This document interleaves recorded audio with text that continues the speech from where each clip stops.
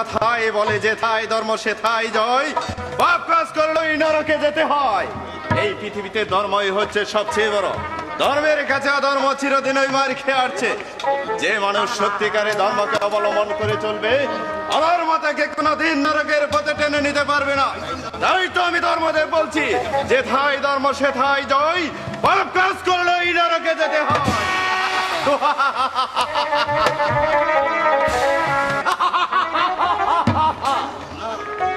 আমিও ধর্মদের বলছি যে থায় অধর্ম সে থায় জয়, আকাশ করে ওই স্বর্গে যেতে হয়।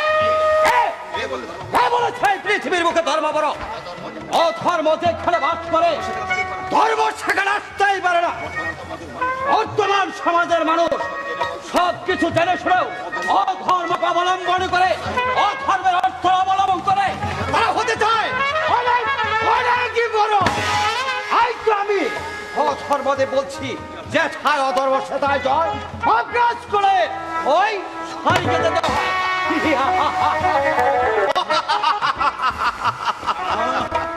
না না না, আমি এই অধর্মের প্রলাপ বিশ্বাস করি না।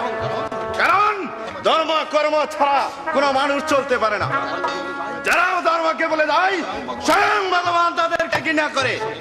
এসব জেনেও মানুষ কখনো অধর্মের ডাকে সাড়া দিতে পারে না। তাই তো আমি মানুষের বিচারে ধর্মই হচ্ছে সবচেয়ে বড়। না না না, বিশ্বাস করি না তোমার ওই প্রলাপ। এই জগতের মানুষ অধর্মকে বড় জেনে ধর্ম কর্ম ভুলে গিয়ে অধর্মের প্রতি তারা এগিয়ে আসে। তারা চায় অধর্মের অর্থ অবলম্বন করে অনেক অনেক বড় হতে। এখন কোথায় থাকে তোমার ধর্ম? আগে ধর্ম পরে কর্ম। তোমরা যদি ধর্ম কর্ম ঠিক রেখে চলতে পারো, তাহলে দুনিয়ার মানুষ কোন শক্তি তোমাদের ক্ষতি করতে পারবে না। এখন তোমার ধর্মের বাহাদুরি বড়, ধর্ম ছোট আর অধর্মই হচ্ছে বড়। না, আমি বলবো ধর্ম ছোট আর ধর্মই হচ্ছে সবচেয়ে বড়। তাহলে আমি তোমাকে সত্যের বলে স্বীকার করাবো, অধর্মই হচ্ছে পৃথিবীতে বড়। ধর্মের কাছে অধর্মের সাথে অতি তুচ্ছ রে বোকা। আমার ওই অস্ত্র কুশমুক্ত করে দিলে অধর্মের শক্তি টেনে টেনে উড়ে যাবে। তাহলে এবার সত্যির পরীক্ষাটাই হোক, দেখা যাবে কে ছোট আর কে বড়।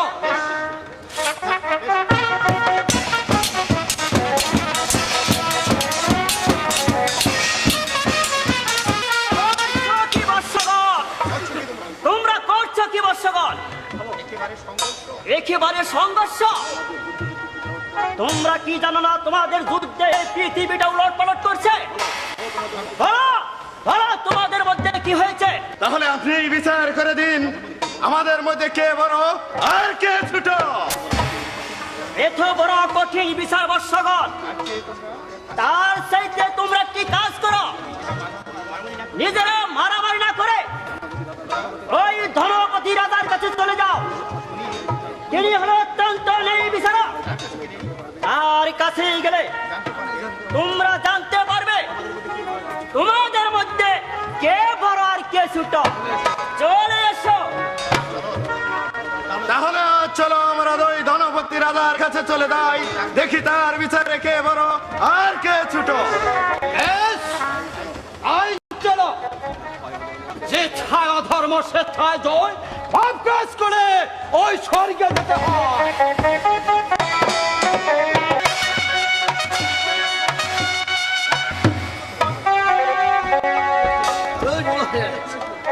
মন্ত্রী জংবাহাদুর, আমার রাজ্যের খবর ভালো তো? কুশলে গেছে আমার রাজ্যের প্রজাগণ? মহারাজ, হৃদয়দার 2 বছর চাষিরা ফসল তুলেছে করে আর আপনার গুণকীর্তন গাইছে। বেশ, আপনার মুখে প্রজাদের সুখের সংবাদ শুনে আমি যে খুব আনন্দিত হলাম, কারণ প্রজারা সুখী হলেই আমি সুখী। মন্ত্রী জংবাহাদুর, মহারাজ, সেনাপতি মীর কাসেমকে যে দরবারে দেখতে পাচ্ছি না। ওই তো মহারাজ এখন এসে পড়বে মহারাজ। মহারাজের জয় হোক মহারাজ। মহারাজ, দুজন ব্রাহ্মণ আপনার সাক্ষাৎ প্রার্থী, ওরা আপনার সাথে সাক্ষাৎ করতে চায় মহারাজ। দুইজন ব্রাহ্মণ আমার সাক্ষাৎ প্রার্থী। যাও মীর কাসেম, ওনাদেরকে সসম্মানে এই মুহূর্তে দরবারে হাজির করো। এই তো আছিস, ব্রাহ্মণদেরকে দরবারে পাঠিয়ে দে। তুমি কি তাহলে রাজা ধনপতি? হ্যাঁ দেবগণ, আমি হলাম রাজা ধনপতি। বলুন কি জন্য আপনাদের আগমন? রাজা ধনপতি, আমি জানতে পারলাম তাই তোমার কাছে আমাদের আগমন। তুমি আমাদের সুখ বিচার করে দাও। এই পৃথিবীর মধ্যে কে বড় আর কে ছোট? হ্যাঁ রাজা ধনপতি, তুমি আমাদেরকে সূক্ষ্ম বিচার করে দাও। এই পৃথিবীর মুখে ধর্মদেব বড় না ধর্মদেব বড়? হ্যাঁ দেবগণ, আপনারা হচ্ছেন ওই স্বর্গের দেবতা, আর আমি হলাম একজন ক্ষুদ্র মানুষ। আমি আপনাদের কি বিচার করব? মন্ত্রী জঙ্গ বাহাদুর, মহারাজ, সেনাপতি মীর কাসেম, বলুন মহারাজ। বলুন আপনারাই বলুন, আমি এখন ওনাদের কি বিচার করতে পারি? মহারাজ, বিচারের আসনে আপনি যখন বসেছেন তখন বিচার তো আপনাকেই করতে হবে মহারাজ। মহারাজ, আমি বলছিলাম কি আজকের মতো দেবগণকে আপনার অতিথিশালায় অতিথি গ্রহণ করতে দেন। আগামীকাল সকাল 10 ঘটিকার সময় ওদেরকে সুখ বিচার করে দেবে। যাও দেবগণ, আপনারা আমার অতিথিশালা অতিথি গ্রহণ করুন। আগামীকাল সকাল 10 ঘটিকার সময় আমি আপনাদের সূক্ষ্ম বিচার করে দেব। হ্যাঁ রাজা ধনপতি, তুমি আমাদের সুখ বিচার করে দিবে। এই পৃথিবীর মধ্যে কে বড় আর কে ছোট? কোথায় বলে যে থাই ধর্ম সে তাই জয়, পাপ কাজ করলে নরকে যেতে হয়। আচ্ছা ধনপতি, আমিও তোমার ওই অতিথিশালায় চলে যাচ্ছি, কিন্তু যাওয়ার পূর্বে একটি কথা বলে যাচ্ছি। আগামীকাল আমি আবার আসবো, তুমি আমাদের মধ্যে সত্য বিচার করে দিবে। কথাই বলে যেথায় ধর্ম সেথায় জয়, অভ্যাস করে ওই স্বর্গে যেতে হবে। মন্ত্রী জঙ্গ বাহাদুর, সেনাপতি মীর কাসেম, মহারাজ, আপনারাই বলুন আমি এখন ওনাদের কি বিচার করতে পারি? মহারাজ, আপনি কোনো চিন্তা করবেন না, আমি আর মীর কাসেমের দুটি সিংহাসনের ব্যবস্থা করব। একটি সিংহাসন থাকবে সোনার, আর একটি থাকবে রূপার। এই সিংহাসন দুটি কাপড় দিয়ে ঢাকা থাকবে। এই স্বর্ণের সিংহাসনে বসবে সেই হবে পৃথিবীর মতো বড়, আর যে রূপার সিংহাসন উপবেশন করে সেই হবে এই পৃথিবীর মধ্যে সবচেয়ে ছোট মহারাজ। উত্তম যুক্তি মন্ত্রী জঙ্গ বাহাদুর। এবার চলুন আমরা বিশ্রাম কক্ষে চলে যাই। তাই চলুন মহারাজ।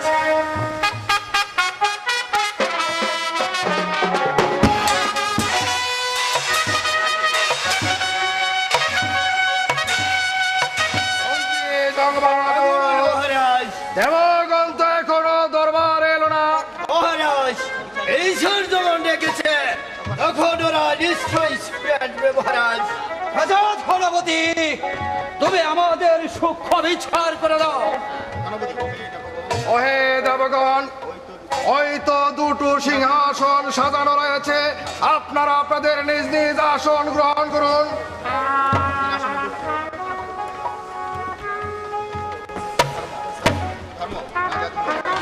রাজা ধনপতি, এবার আপনি আমাদের সুখ বিচার করে দিন। এই পৃথিবীর মধ্যে কে বড় আর কে ছোট? হে দেবগণ, আপনাদের বিচার তো আপনারা নিজেরাই করে নিয়েছেন। আচরণ রেখে পরিষ্কার করে বলে দাও কে বড় আর কে ছোট। ওহে দেবগণ, আপনারা আপনাদের নিজ নিজ আসনের ডাকটা খুললেই বুঝতে পারবেন এই পৃথিবীর মধ্যে কে বড় আর কে ছোট।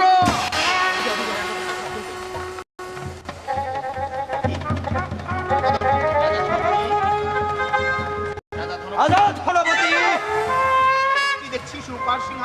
একটি দেখছি রূপার সিংহাসন, আরেকটি দেখছি আমি স্বর্ণের সিংহাসন। ওহে দেবগণ, আপনাদের মধ্যে যে স্বর্ণের সিংহাসন উপবেশন করেছেন সে হচ্ছে পৃথিবীর মধ্যে সবচেয়ে বড়, আর আপনাদের মধ্যে যে ওই রূপার সিংহাসন উপবেশন করেছেন সে হচ্ছে পৃথিবীর মধ্যে সবচেয়ে পৃথিবীর মুখে তুমি আমাকে ছোট করে দিলে, তাই তো আমি যাওয়ার পূর্বে তোমাকে দিয়ে যাচ্ছি অভিশাপ। প্রথমত হারাবে তোমার স্ত্রী, আর দ্বিতীয়ত হারাবে তোমার দুটি সন্তান, আর তৃতীয়ত হারাবে তোমার দুটি সিংহাসন। অভিশাপ, অভিশাপ, অভিশাপ। শোনো রাজা ধনপতি, আমিও চলে যাচ্ছি, কিন্তু যাবার পূর্বে একটি কথা বলে যাচ্ছি। ওই অধর্মদেব তোমাকে দিয়ে গেল অভিশাপ, তার জন্য তুমি কোনো চিন্তা করো না। আমি হলাম ধর্মদেব, আমি থাকবো তোমার পিছনে পিছনে। তবে 12 বছরের জন্য আমি তীর্থ ভ্রমণে চলে যাচ্ছি। 12 বছর পর ফিরে এসে আবার তোমাকে আমার বুকের মধ্যে তুলে নিব। তাই যাবার পূর্বে তোমাকে আমি দিয়ে যাচ্ছি শত শত আশীর্বাদ, আশীর্বাদ, আশীর্বাদ। মন্ত্রী জঙ্গবাহাদুর, অধর্মদেব দিয়ে গেল আমাকে অভিশাপ, আর ধর্মদেব দিয়ে গেল আমাকে আশীর্বাদ। বলুন বলুন মন্ত্রী জঙ্গবাহাদুর, আমি কন্যায় কোনো বিচার করলাম না ন্যায় কোনো বিচার করলাম? এর জন্য আপনি কোনো চিন্তা করবেন না মহারাজ, আপনি হলেন রাজা। এই সামান্য ব্যাপারে আপনি এত বিচলিত হয়ে পড়লে চলবে না মহারাজ। চলুন মহারাজ, আমরা এখন বিশ্রাম কক্ষে যাই। মন্ত্রী জঙ্গবাহাদুর, চলুন আমরা এবার বিশ্রাম করতে চলে যাব। তাই চলুন মহারাজ।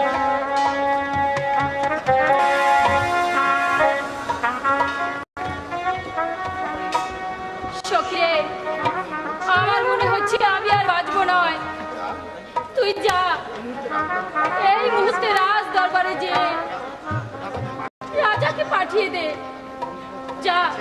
ঠিক আছে রানীমা, আমি এক্ষুনি গিয়ে মহারাজকে পাঠিয়ে দিচ্ছি।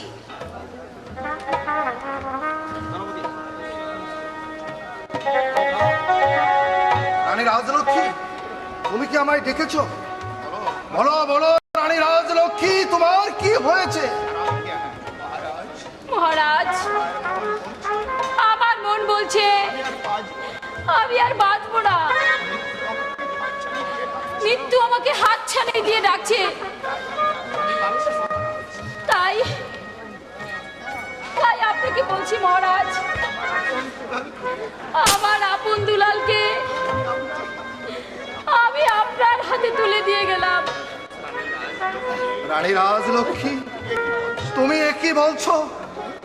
তুমি চলে গেলে আমি এই পৃথিবীতে কাকে নিয়ে বাঁচবো বলো?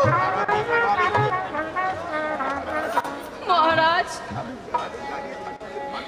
আমি যে আর দাঁড়িয়ে থাকতে পারছি না মহারাজ। আমার পায়ের নিচ থেকে মাটি সরে যাচ্ছে মহারাজ। আমার মাথাটা ঘুরছে মহারাজ। রানী রাজলক্ষ্মী, আহ আহ রানী তুমি কি বলছো? বলো বলো রানী, তোমার কি হয়েছে? হ্যাঁ মহারাজ, আমি ঠিক বলছি মহারাজ। আমার সময় ফুরিয়ে এসেছে মহারাজ। আপনি এই মুহূর্তে মীর কাসেমকে একটু ডাকুন। এই কে আছিস? সেনাপতি মীর কাসেমকে দরবারে পাঠিয়ে দে। মহারাজের জয় হোক মহারাজ। আদেশ করুন মহারাজ। একই মহারানী, আজ আপনাকে এমন লাগছে কেন? বলুন বলুন, আপনার কি হয়েছে? শোনো মীর কাসেম, আমার মনে হয় আমি আর বাঁচবো না। কথা বলবেন না মহারানী? বলুন বলুন, এখন আমি আপনার জন্য কি করতে পারি মহারানী? আমার জন্য কিছুই করতে হবে না। আমার মৃত্যুর সময় তুমি একটি প্রতিজ্ঞা করতে পারবে? একই বলছেন মহারানী? শিশুকালে মাতা পিতাকে হারিয়েছি, মাতৃ স্নেহ দিয়ে আপনি আমাকে লালন পালন করে এতটুকু বড় করে এই মহলের প্রধান সেনাপতি পদে চাকরি দিয়েছেন, আর এই বিপদ মুহূর্তে এমনকি প্রতিজ্ঞা যে আমি আপনার সাথে করতে পারবো না? বলুন মহারানী, আপনার সামনে দাঁড়িয়ে আমার কি প্রতিজ্ঞা করতে হবে? ভাই মীর কাসেম, আমার মৃত্যুর সময় আমার আপন দুলালকে আমি তোমার হাতে তুলে দিয়ে গেলাম। আপন আর দুলালকে লেখাপড়া শিখিয়ে তুমি সুশিক্ষায় শিক্ষিত করবে, ওদেরকে তুমি মানুষের মতো মানুষ করবে, এমনকি ওরা সাবালক হলে ওদেরকে উচ্চ বংশ দেখে বিবাহ করাবে। বলো ভাই, তুমি আমাকে কথা দাও ভাই। ঠিক আছে মহারানী, আমি আপনার দুটি পাছে প্রতিজ্ঞা করে বলছি, আমার জীবনের বিনিময় হলেও আপন দলকে আমি লেখাপড়া শিখিয়ে শিক্ষায় শিক্ষিত করে মানুষের মতো মানুষ করে গড়ে তুলবো।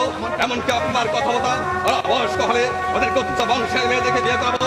এই মুসলিম মীর কাসেম অতদিন পর্যন্ত এই পৃথিবীর বুকে বেঁচে থাকবে, ততদিন পর্যন্ত এই পৃথিবীতে এমন কোন শক্তি নেই আপন দলের গায়ে একটা দিতে পারে মহারানী। ভাই মীর কাসেম, তোমার কথা শুনে আমি কি শান্তি পেলাম। মহারাজ, এবার আপনি আমার একটি কথা রাখবেন। বলো রানী, তুমি আমাকে কি কথা বলতে চাও? মহারাজ, আমার মাথা ছুঁয়ে আপনি শপথ করুন, আমি মরে গেলে আপনি আর দ্বিতীয় দান গ্রহণ করবেন না। হ্যাঁ রানী, এই তো আমি তোমার মাথায় চেয়ে শপথ করে বলেছি, তোমার মৃত্যুর পর আমি আর কোনোদিন দ্বিতীয় দান গ্রহণ করব না। রানী, মহারাজ, আমি আর বাঁচবো না। ওই তো রানী, দেখুন আমাকে হাতছানি দিয়ে ডাকছে। মহারাজ, পৃথিবীটা কেমন ঘুরছে। মহারাজ, বলো রানী। মহারাজ, আমার দু চোখের পানি নেমে আসছে। মহারাজ, রানী, আপনি আমাকে শক্ত করে ধরুন রানী বলো। মহারাজ, আপনি আমাকে শক্ত করে ধরুন মহারাজ। ওই তো আমাকে ডাকছে। রানী, না, মহারাজ, রানী শোনো। আমাকে ডাকছে। মহারাজ,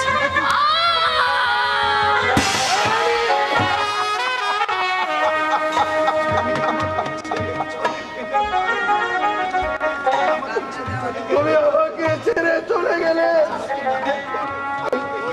আমি এখন কাকে নিয়ে বাঁচবো বলো?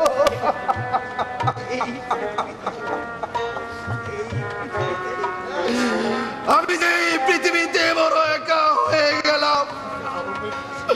যাও মীর কাসেম, আপন দুলালকে ডেকে নিয়ে এসো, ওরা যে ওদের মাকে শেষবারের মতো একবার দেখে যায়। ঠিক আছে মহারাজ, আমি তাই যাচ্ছি।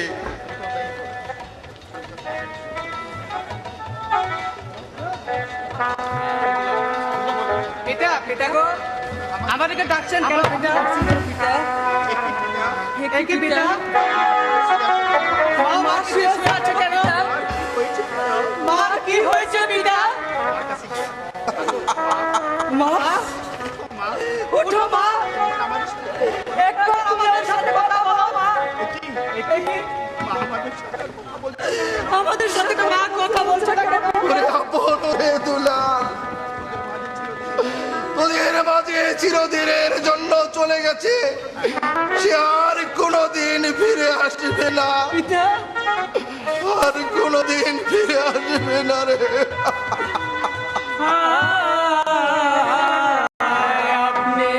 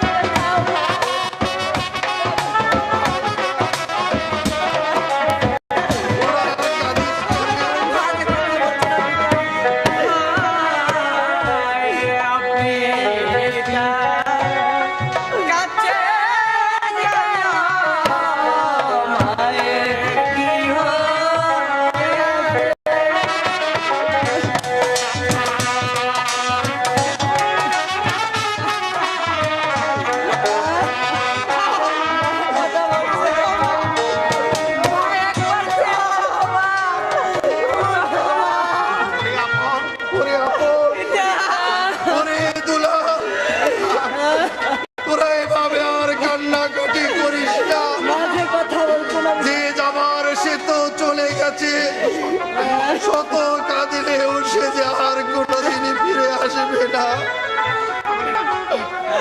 শত কাঁদলেও যে ফিরে আসবে না। আমরা আজ থেকে কাকে মা বলে ডাকবো পিতা, কাকে মা বলে ডাকবো। মাটির ভিতরে হবে ঘর, মনা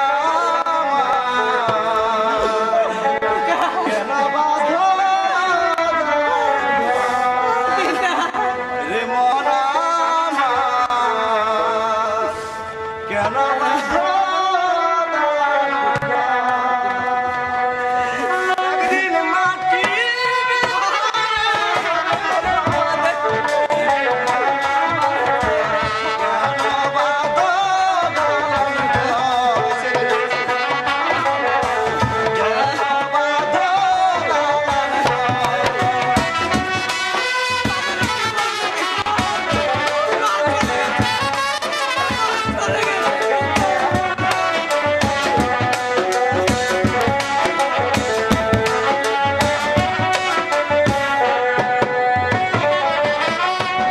রানা পাখি উড়ে যাবে পিঞ্জরা ছেড়ে, তুমি সবে রবে, তুমি যাবে চলে। পিঞ্জরা ছেড়ে,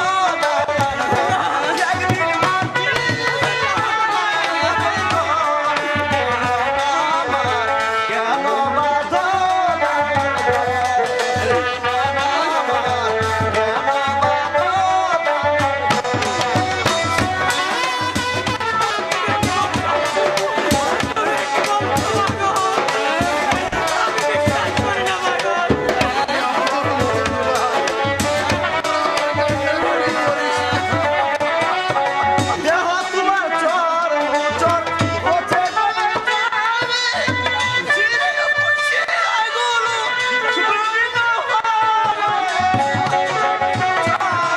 চর ওঠে গলে যাবে, শিরে পুষে আগুলো রঙিন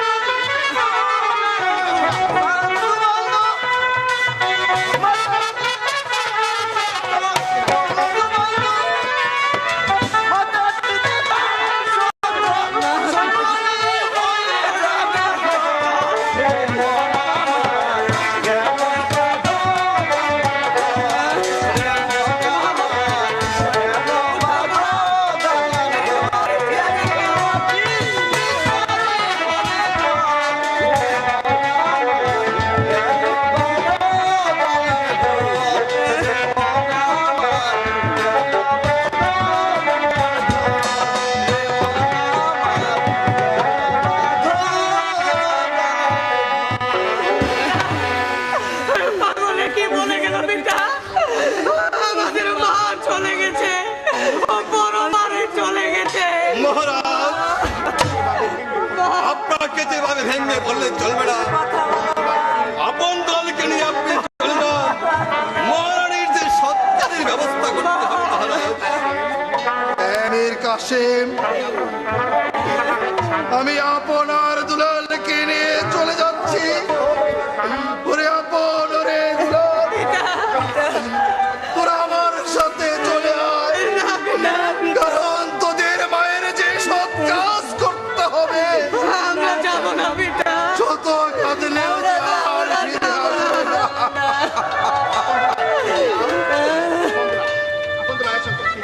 পিতা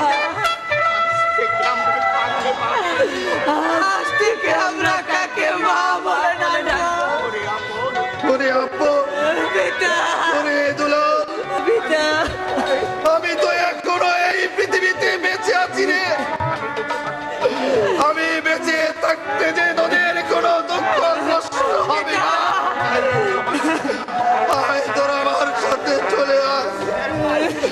তোদের মায়ের যে সব কাজ করতে হবে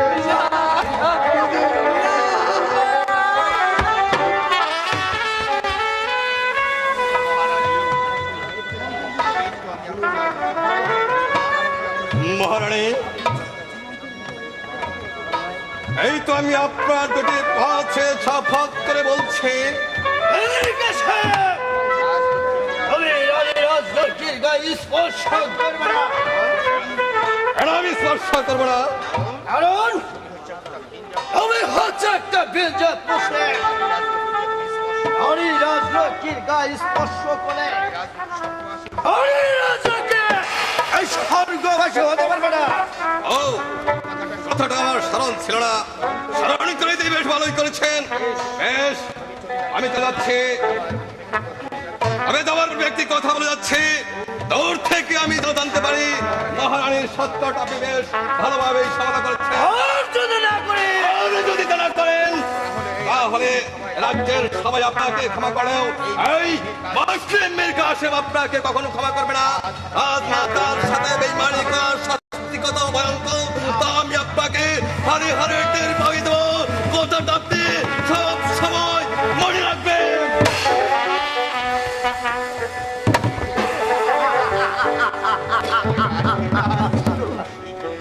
রানী রাজলক্ষ্মী তোমাকে জিজ্ঞাসা করতে চাই, আমি হিন্দু আর তুমিও হিন্দু, আমি দণ্ডায়মান থাকা সত্ত্বেও তোমার আপন দুলালকে তুলে দিলে একটি ভিনজাত মুসলিমের হাতে। কেন আমি কি পারতাম না আমার আপন দুলালকে মানুষের মতো মানুষ করে গড়ে তুলতে? রানী রাজলক্ষ্মী,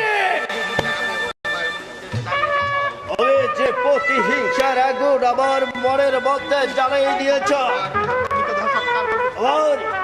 আমার বিদ্যুৎ কাজ করবে না, তোমাকে ফেলে দেবে ওই পছা তোমার মাঝে। তোমাকে খাওয়াবো আমি, তোমাকে খাওয়াবো ওই রাস্তা থেকে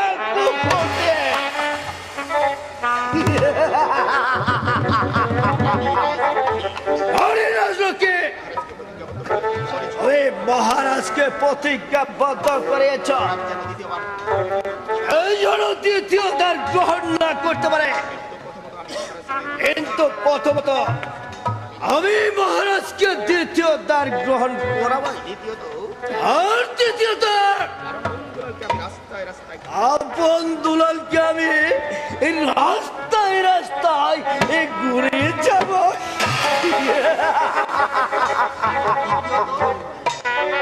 আর দ্বিতীয়ত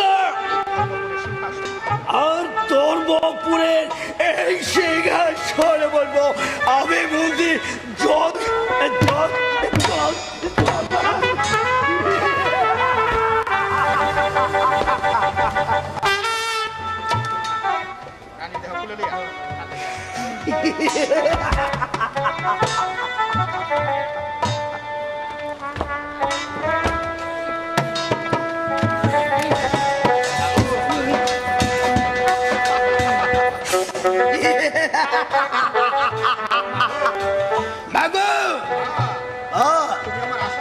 তুমি আমার আশা পূর্ণ করো, আমি তোমাকে পাটা দিব।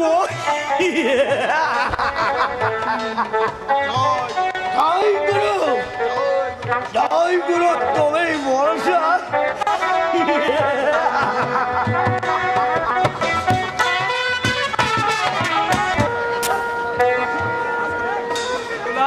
দাদা দাদা দাদা, আমার মা কি আর ফিরে আসবে না দাদা?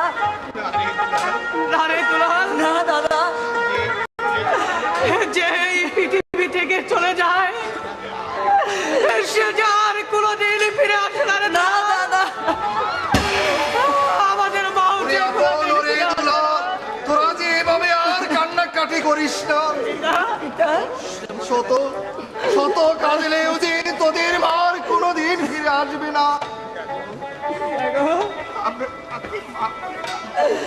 আমরা কাকে মা বলে ডাকবো পিতা? ওরে আপন, ওরে দুলাল, তোরা এভাবে কান্নাকাটি করিস না। আমি যে এখনো এই পৃথিবীতে বেঁচে আছি, মা তো কারো চিরদিন বেঁচে থাকে না।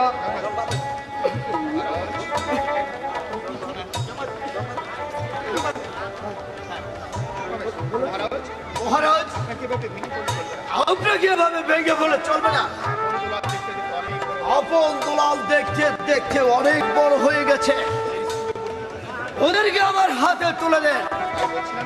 তাই বলছিলাম কি, ওদেরকে স্কুলে ভর্তি করে দেওয়ার একান্ত প্রয়োজন। ভালো একটা মাস্টার রেখে ওদের লেখাপড়ার ব্যবস্থা করি গিয়ে। হ্যাঁ হ্যাঁ মন্ত্রী জনবাহাদুর, আপনি ঠিক হয়ে বলেছেন। আপনার দুলাল দেখতে দেখতে অনেক বড় হয়ে গেছে, তাই যদি লেখাপড়া শিখে মানুষের মতো মানুষ করতে হবে। এই কাশিস, সেনাপতি মীর কাসেমকে দরবারে পাঠিয়ে দে। মহারাজের জয় হোক মহারাজ। আপনি আমায় ডেকেছেন মহারাজ। হ্যাঁ মীর কাসেম, আমি তোমাকে রেখেছি এই জন্য যে আপনার দুলাল দেখতে দেখতে অনেক বড় হয়ে গেছে, তাই যদি লেখাপড়া শিখে মানুষের মতো মানুষ করতে হবে। তুমি একটা ভালো মাস্টার দেখে ওদেরকে লেখাপড়ার ব্যবস্থা করো। হ্যাঁ মহারাজ, রানীমা একটি পাঠশালা দিয়েছিল, সেই পাঠশালায় আমার বাল্যবন্ধু মাস্টারের চাকরি নিয়েছে। আপনার অনুমতি পেলে আপন দুলালকে আমি সেই মাস্টারের হাতে তুলে দিতে চাই মহারাজ। তাই করো মীর কাসেম। যাও বাবা আপন দুলাল, তোমরা তোমাদের কাকার সাথে ওই পাঠশালায় চলে যাও।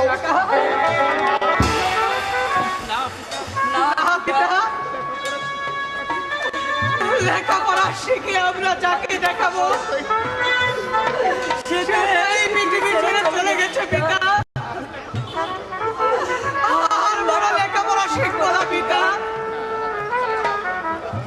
আরে আপন, আরে দুলাল, তোদেরকে যে লেখাপড়া শিখতেই হবে, এমনকি তোদের একদিন বড় মানুষের মতো মানুষ হতেই হবে। যাও আপন দুলাল, তোমরা তোমাদের পিতার কাছ থেকে বিদায় নিয়ে এসো।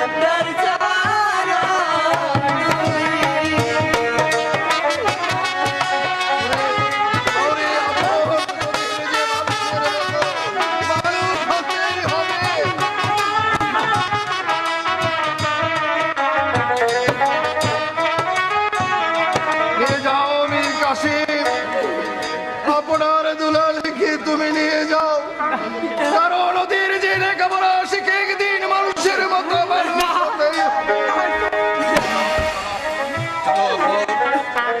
চলো দুলাল, আমরা এখনই মাস্টারের বাড়ি চলে যাই।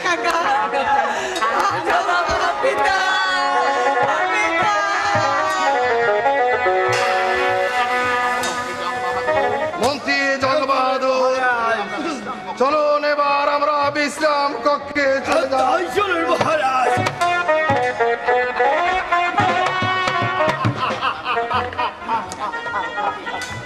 রাজা জনপতি, আমি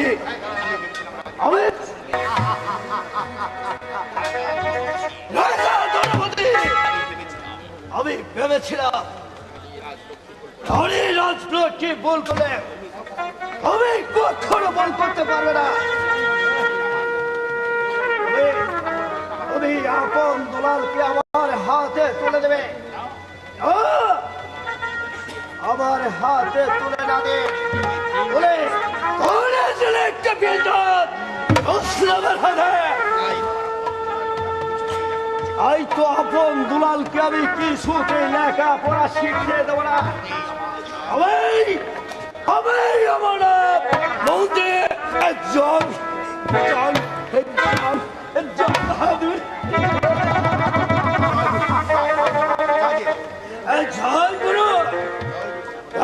গুরু তুমি ভরসা, তুমি ভরসা।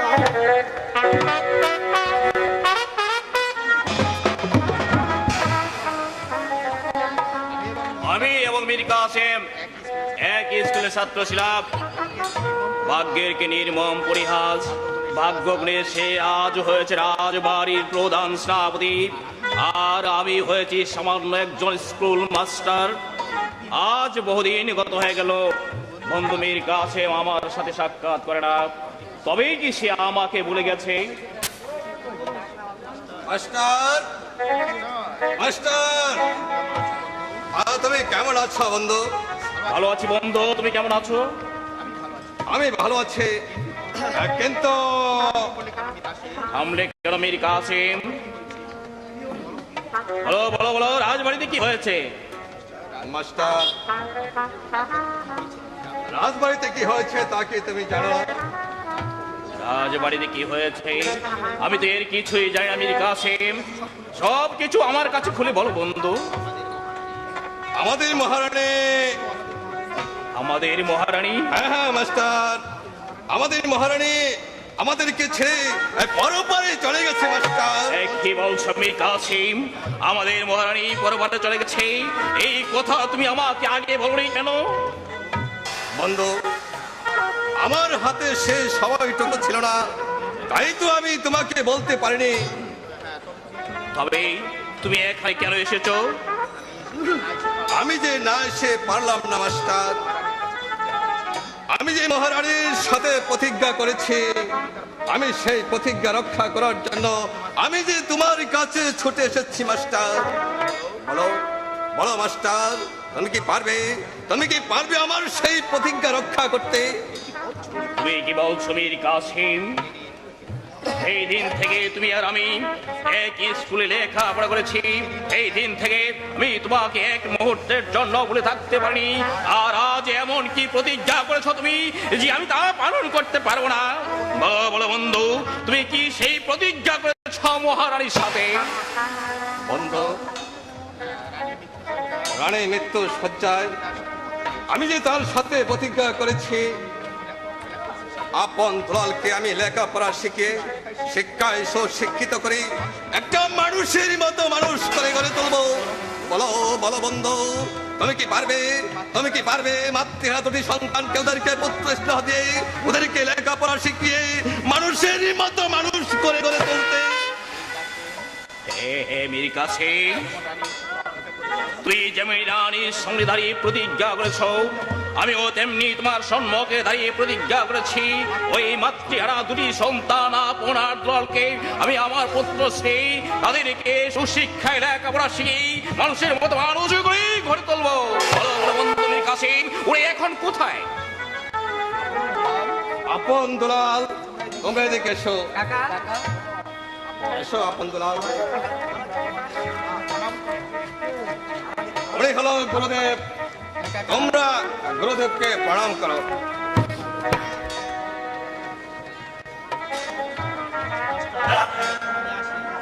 মাস্টার, তাহলে এখন আমি আসছি। কাকা, আমাদেরকে ছেড়ে আপনি কোথায় যাচ্ছেন কাকা? ওরে আপন, ওরে দুলাল, তোদেরকে যে তোদের গুরুজির কাছেই থাকতে হবে। না কাকা, আমরা থাকবো না কাকা, আমরা আপনার সাথে চলে যাবো কাকা।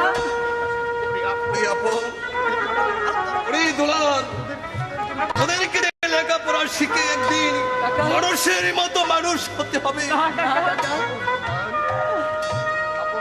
আপন দুলাল, আপন দুলাল, এই এই তোরা না এই পাখি দেখতে খুব ভালোবাসিস, বলতো ওই গাছটিতে কয়টি পাখি আছে দেখতো, দেখ সুন্দর করে দেখতো মাস্টার।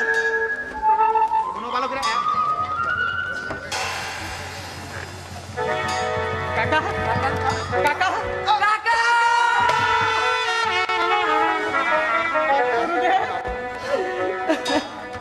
ওরে আপন, ওরে দুলাল, তোরা কাঁদিস নি বাপ, তোরা কাঁদিস নি।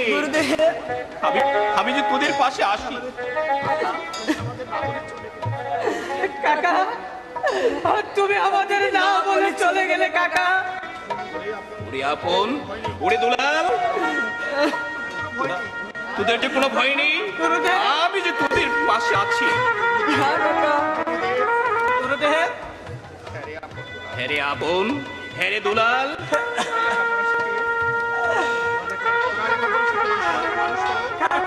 তোমরা লেখাপড়া শিখে সুশিক্ষিত হয়ে মানুষের মতো মানুষ হবে, এটাই আমি চাই।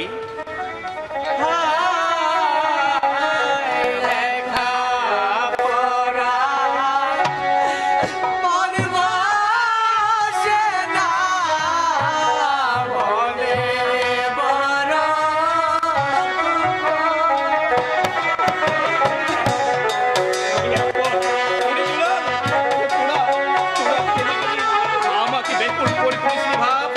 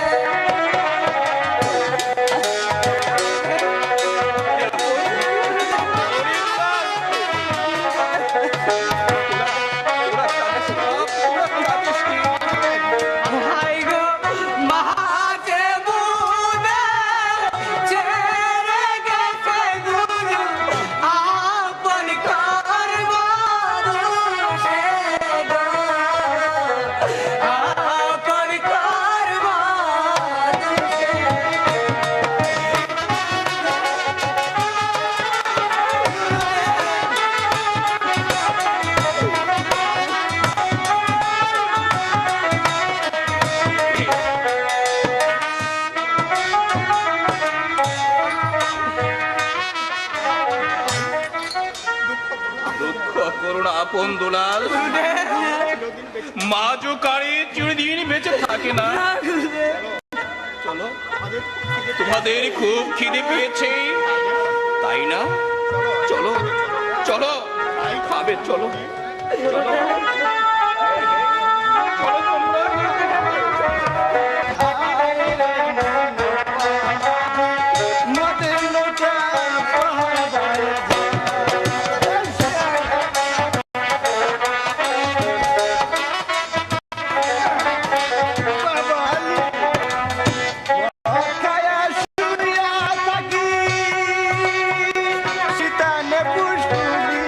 মদ খায়া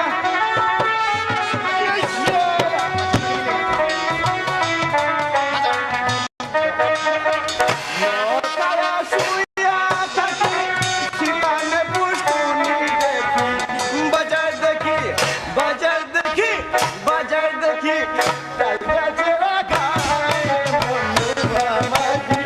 মদিনাটা পার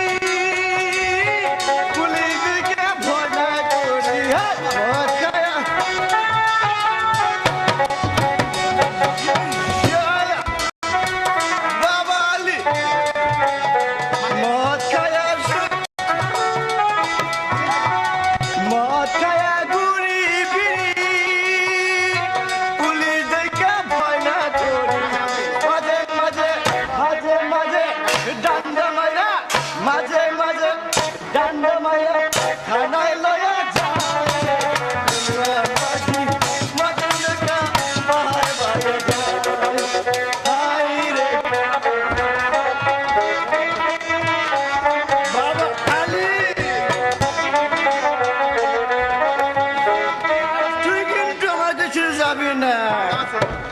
বেদা মাছে মাছে কাদা খায় পুটি মাছে পাঙ্কা শালায় ফুটকা শালায় পেট ফুলাইয়া শ্বশুর বাড়ি যায়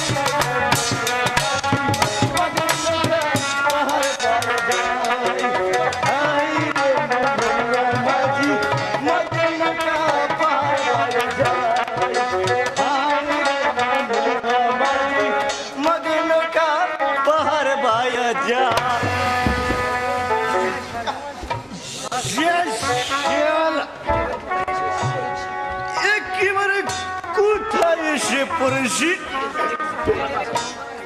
এই বাবা আলী তুই এত পাগলামি করিস কেন রে বাবা ঘুরতে তো দেখছি ফুল বাগান একেবারে কোথায় এসে পড়েছি রে বাবা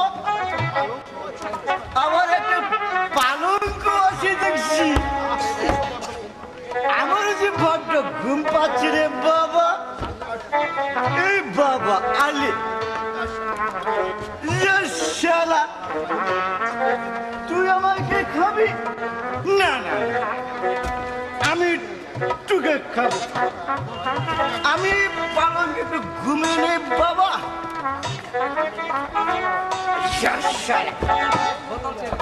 এই বাবা আলী তুই এখানে বস না না না না না তুই এখানে বস বাবা আলী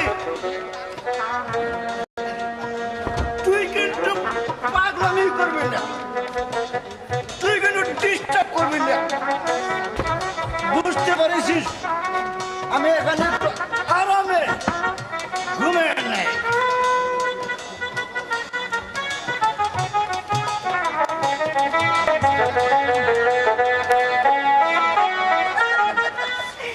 কি সুন্দর ফুল বাগান এই বাগানটা আমার পিতা শুধু আমার জন্য তৈরি করেছে আমার বাগানে রঙে রঙে ফুল ফুটেছে আমি ফুল তুলে মালা গাঁথবো ফুলেতে এলাম আমি ফুলেরই বাগানে গো ফুলেরই বাগান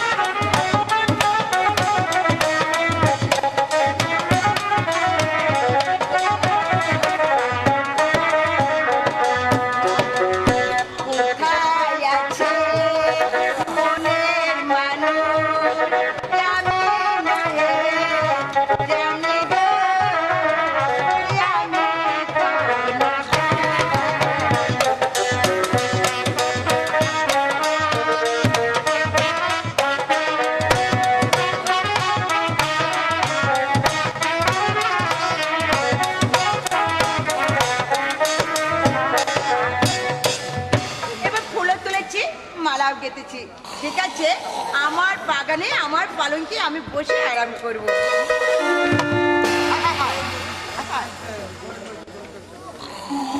এ কি? এই যে দেখছি আমার পালঙ্কে একটা লোক শুয়ে আছে, কিন্তু এই বাগানে আমি ছাড়া দ্বিতীয় কেউ প্রবেশ করতে পারবে না। কিন্তু কে এখানে আর কেনই বা বাগানে পেলো? বেড়া পড়ে ঘুমাচ্ছে উনি।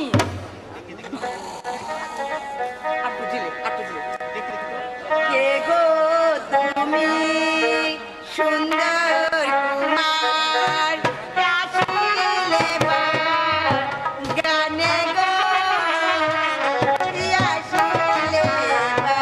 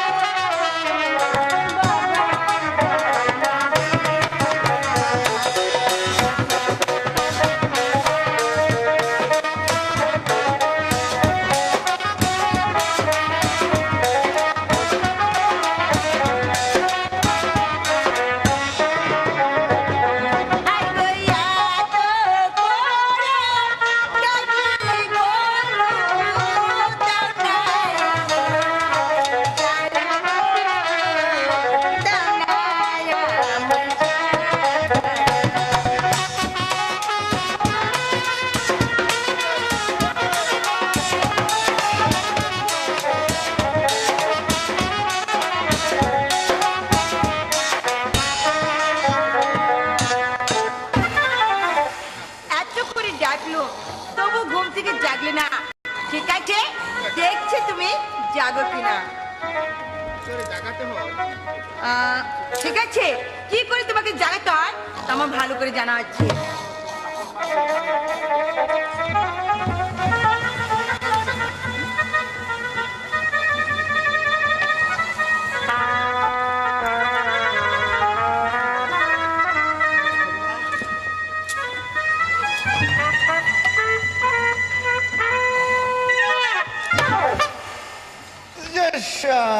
কারণ ঘুমাতে পারলাম না।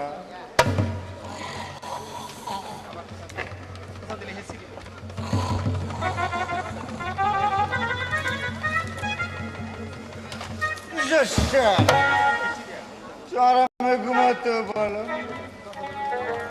বাবা আব্দুল আলী, তোকে গেছি পাহারা দিতে। আরে বেটা, আমার মশাই খাচ্ছে, তুই সঙ্গে দেখতে পাচ্ছিস না? শালা আব্দুল আলী, ভালো করে পাহারা দে বাবা, আমি একটু ঘুমিয়ে নেই।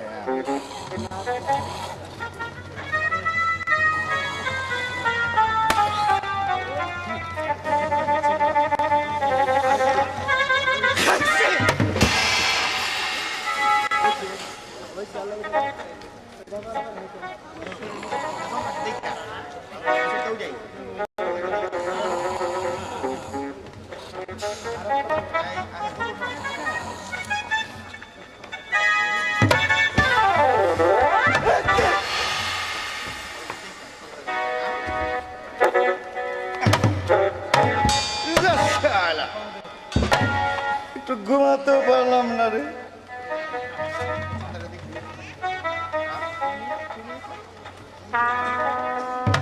শুয়ে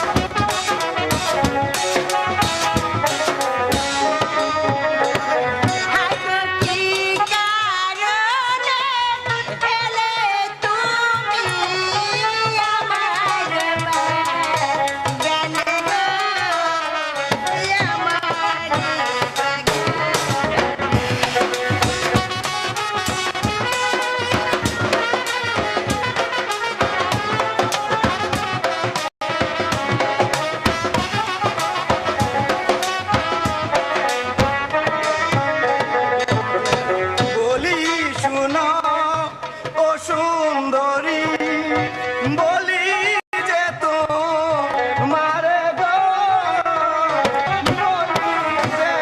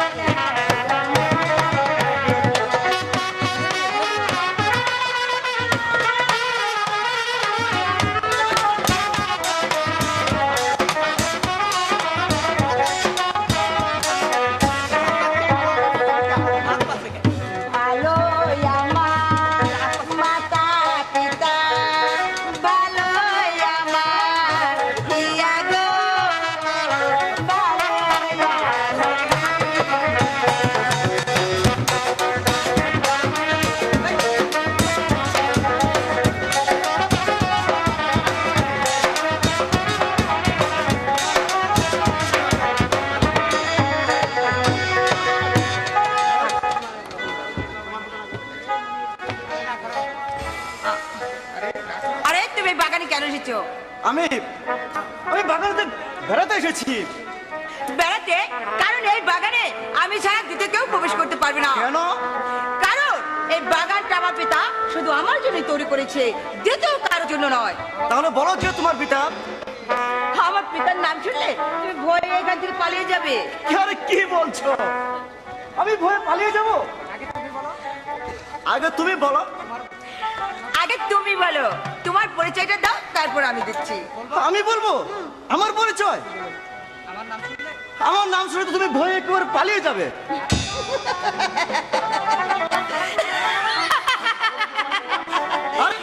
আরে তেমন মেয়ে আমি নয়, ভয়ে কখনো পালাবো না। এই জন্য তুমি হাসছো? ভয়ে পালাবে না তো? না না না না, তোমারটা বলো। আমারটা? সত্যি? হ্যাঁ হ্যাঁ সত্যি। আমার নাম শুনলে তুমি ভয় পাবে না তো? কি বললে? আমি তোমার নাম শুনলে ভয়ে পালিয়ে যাব? কি বলছো? আমি হলাম এই পৃথিবীর সেরা গুন্ডা। বলো দেখি তোমার নামটা কি? না ঠিক আছে, আগে তুমি বলো, তারপরে আমি বলছি। আমার নাম শুনবে তুমি? হ্যাঁ। আমার নাম বলে তো তুমি ভয়ে পালিয়ে যাবে। আরে মানুষের নাম শুনলে মানুষ কখনো ভয় পায়? হ্যাঁ। আমি পাবো না, তুমি বলো। আমার নাম শুনবে? বলবো কিন্তু আমার নাম হলো বলবো বলবো কিন্তু ঠিক আছে বলো। তাহলে শোনো, আমার নাম হলো টিকটিকি মাছি গুন্ডার ভাই হাত পোতালি গুন্ডা। ওরে বাবা! এই তুমি গুন্ডা, তুমি গুন্ডা। আরে দাঁড়া দাঁড়া দাঁড়া, দাঁড়া বলছি। এবার তোমার নাম খানে বলো দেখি। আরে আরে তুমি গুন্ডা? হ্যাঁ আমি গুন্ডা। আরে আমি গুন্ডা না, আমার নাম হচ্ছে গুন্ডা। আমি বাপরে বাপ, হাত পোতালি বাঁচা গুন্ডা। গেল। আমি তো ভাবছি তুমি সত্যিকারই গুন্ডা। না না না, আমি গুন্ডা নই, আমার নাম হচ্ছে হাত পোতালি গুন্ডা। ভগবান। এবার তোমার নাম খানা কি বলো দেখি। ঠিক আছে, আমার নাম তুমি শুনবে? হ্যাঁ শুনবো। আচ্ছা, আমি আগে কিন্তু বলছি আমার নামটা শুনলে তুমি এখান থেকে দূর দূর দূর দূর করে পালিয়ে যাবে। আরে রাখো তোমার দূর দূর দূর দূর দূর দূর। আমি হচ্ছে এই পৃথিবীর সেরা গুন্ডা, আমি ভয়ে পালিয়ে যাবো। তাই? হ্যাঁ তাহলে শোনো, হ্যাঁ বলো। আমার নাম হচ্ছে হ্যাঁ হ্যাঁ, ফাটাবালি। ফাটাওয়ালি, এটাকে নাম হলো নাকি? এটা কেমন নাম ফাটাওয়ালি? আরে তোমার আসল নামটা কি সেইটা বলো। ও তাই? হ্যাঁ, হ্যাঁ, আচ্ছা, তাই। ঠিক আছে, আমার আসল নামটাই বলছি তোমাকে। আমি হয়েছে এই রাজ্যের অজয় রাজের কন্যা হ্যাঁ, চন্ডা দেবী। ওরে বাবা, এই কি হলো? কি জানো? হ্যাঁ? একবার ভয়ে দেখি তুমি দূর দূর করে পালিয়ে যাচ্ছ। তুমি এইমাত্র বললে তুমি ভয় পাবে না। কি হলো? আমি থাকতে তোমার কোনো ভয় নেই। তুমি আমাকে ছাড়ো, আমি চলে যাবো। তুমি তুমি আমাকে ছাড়ো, আমি আমি আমি পালিয়ে যাবো, আমি পালিয়ে যাবো। তুমি ছাড়ো ছাড়ো, আমাকে ছাড়ো। আরে না না বন্ধু, যেও না, আমি তোমাকে ভালোবাসি। হ্যাঁ ভালোবাসো? যেও না যেও না, যেও না রে বন্ধুয়া, যেও না যেও না, যেও না রে বন্ধুয়া, বলো না জানি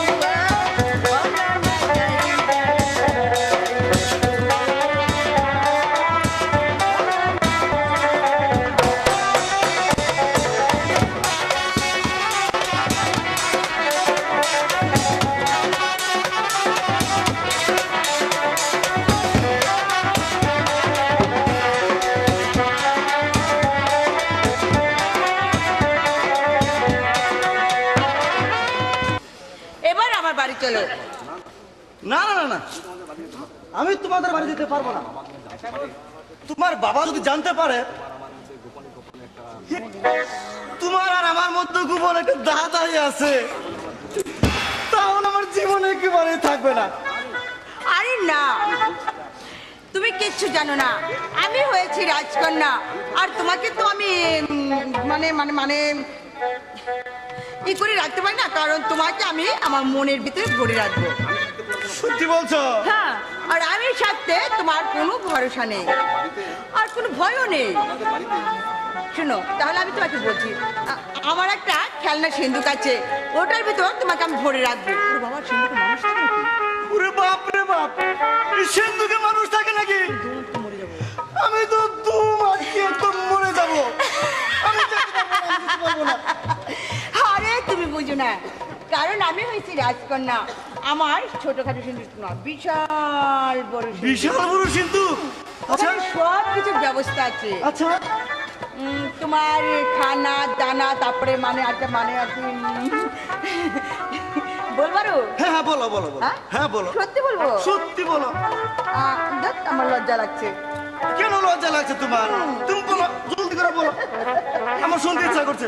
তোমার এখানে বাথরুম আছে, তারপরে মানে আটটা থাইকো, আর না বললাম। না, সত্যি সত্যি তুমি বলো তো। আরে ওখানে গেলে সব কিছু দেখতে পারবে, অনেক অনেক অনেক অনেক কিছু আছে, বুঝলে? তাহলে তাহলে চলো চলো। ঠিক আছে তাহলে চলো। হ্যাঁ, চলো। আর দেরি নয়, চলো। ঠিক আছে চলো না। দেরি করছো কেন? চলো ওই দেরি করছি। চলো না।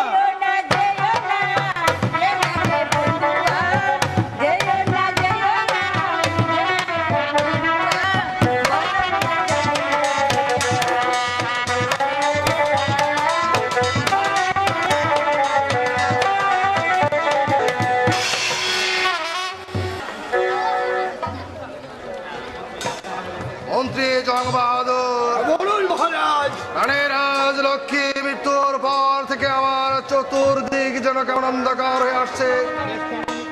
আমি এখন কোন পথে যাব আমি যে কিছুই ভেবে পাচ্ছি না। বলুন আমি এখন কি করতে পারি? কোথায় গেলে আমি একটু শান্তি পাবো? মহারাজ, আমি বলছিলাম কি, এই রাজ্যের কল্যাণের জন্য আপনি আমার দ্বিতীয় দ্বার গ্রহণ করুন। মন্ত্রী জং বাহাদুর, সংযত হয়ে কথা বলুন। আমি রানী রাজলক্ষ্মী মৃত্যুর পর গাছের শপথ করে বলেছি, রানী রাজলক্ষ্মী মৃত্যুর পর আমি আর কোনদিন দ্বিতীয় দ্বার গ্রহণ করব না। আর যদি আপনি আমার সম্মুখে এই কথা প্রকাশ করেন তাহলে আমি আপনার জিভটা টেনে ছেড়ে ফেলবো। মহারাজ, এই প্রতিজ্ঞা মাত্রই তো ছলো না মহারাজ। ইন্দ্রতি ধরেছে মহারাজ। আর মন্ত্রী জং বাহাদুরের মাথায় ইন্দ্রতি ধরেছে। তাই বলছিলাম কি, কয়েকদিনের জন্য মন্ত্রী জং বাহাদুরকে চাকরি থেকে অবসর দেওয়া হোক মহারাজ।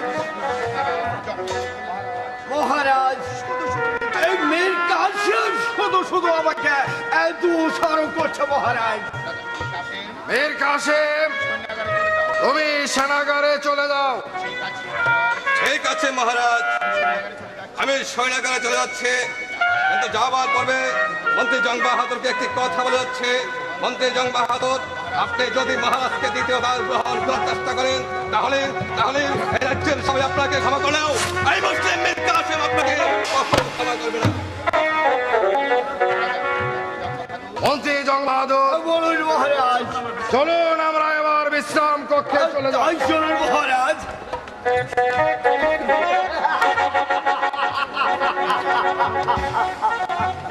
রাজা জনপতি, বলে বলে বলে বলে আমার ছেলে হত্যা করো, আমি তোমাকে দ্বিতীয় দান গ্রহণ করাবো।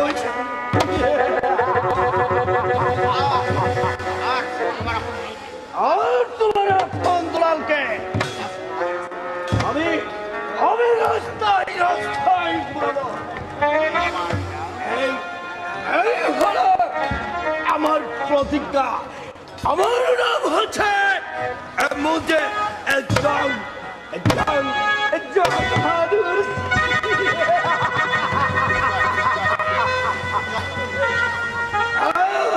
তুমি আমাকে রক্ষা করো, তুমি ভরসা।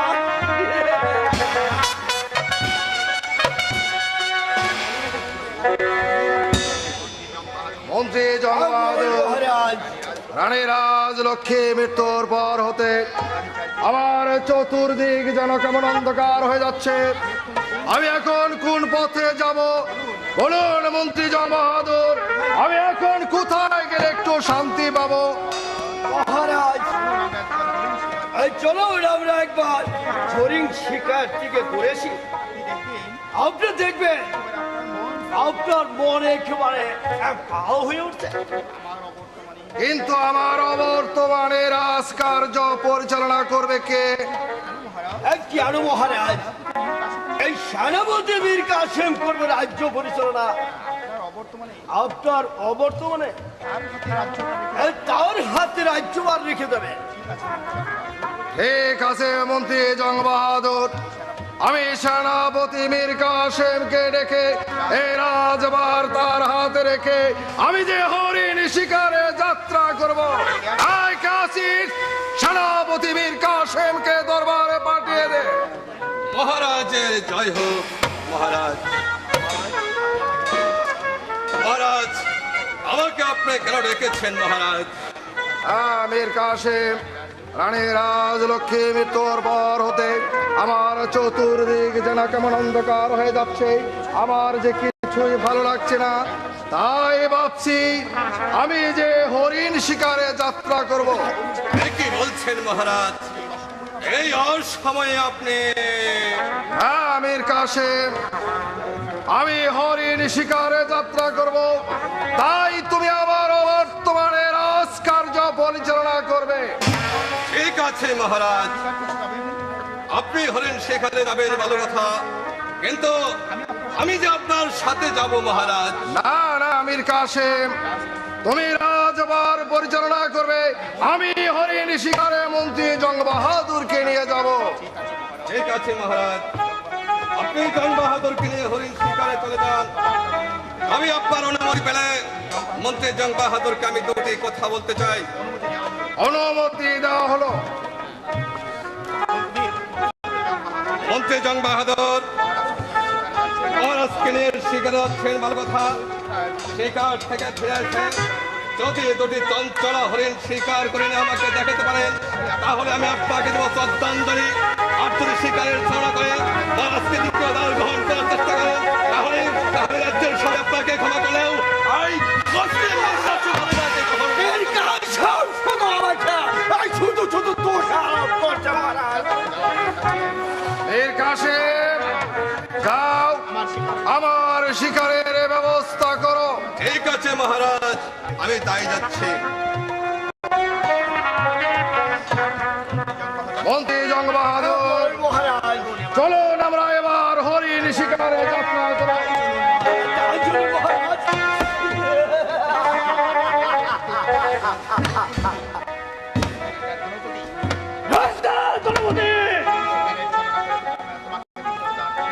শিকারের ছলনা করে তোমাকে আমি দ্বিতীয় দ্বার গ্রহণ করাবো। অজয় রাজার একমাত্র কন্যা চন্দ্রা দেবীর সম্মান করায় ওদেরকে আমি বিয়ে দেব। আমি তোমাকে নিয়ে দেব এই অজয় রাজার চন্দ্রা দেবীর সম্মান সভায়, আর সাথে অজয় রাজার একমাত্র কন্যা চন্দ্রা দেবীর সাথে আমি বিবাহ দেব।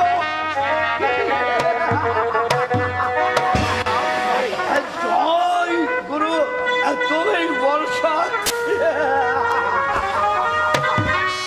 কি ব্যাপার? আমি তো কিছুই বুঝতেছি না। বেলা কয়েক খাবলা হয়ে গেল, এখন কোনো লোকজন দেখতেছি না। তবে কি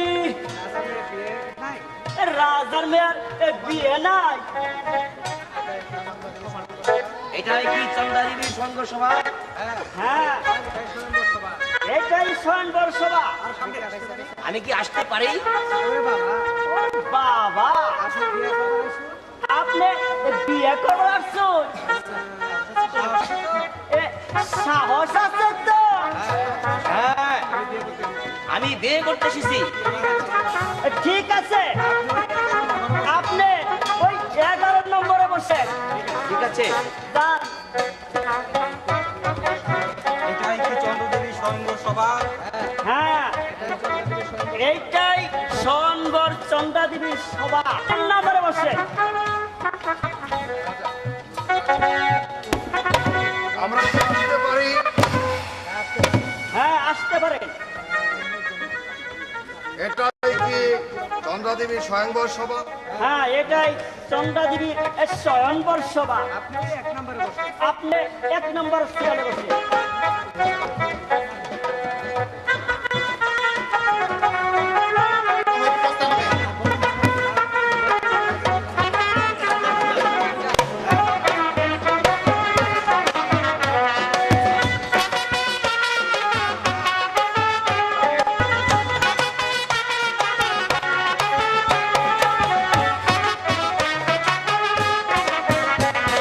আচ্ছা সখী, তোমরা কি বলতে পারো এখানে কোন কোন দেশের রাজা আছে? হ্যাঁ সখী, বলতে পারি। আমি বলছি, তুমি শোনো। ঠিক আছে, বলো। শোনো শোনো রাজকন্যা, বলি যে তো মারে গো, বলি যে তোমারে।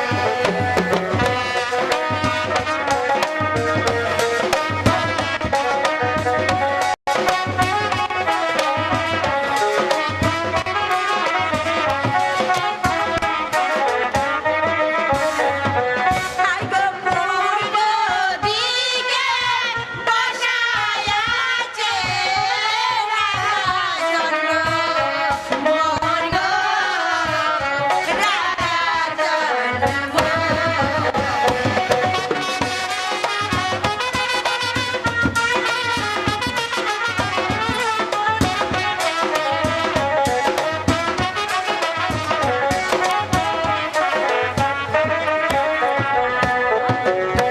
দক্ষিণ দিকে বসায় আছে রাজা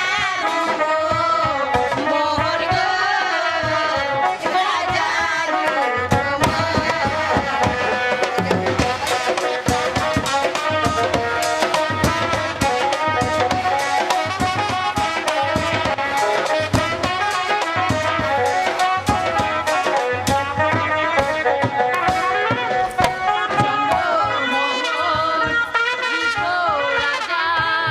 ধনপতি রাজা গো, ধনপতি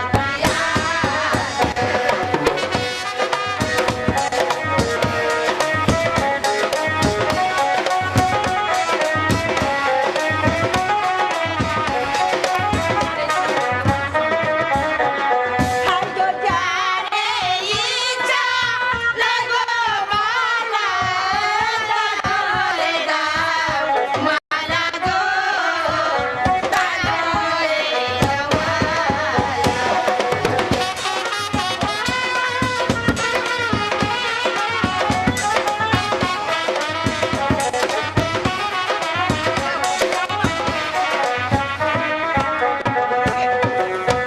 আচ্ছা সখী, আমার বর পছন্দ হয়েছে, এখন তোমরা চলে যাও। বারে, তুমি কার গলায় বরমালা দিবে? আমরা না দেখেই চলে যাব। আচ্ছা ঠিক আছে, তোমরা বসো, আমি দিচ্ছি। ঠিক আছে। সাকি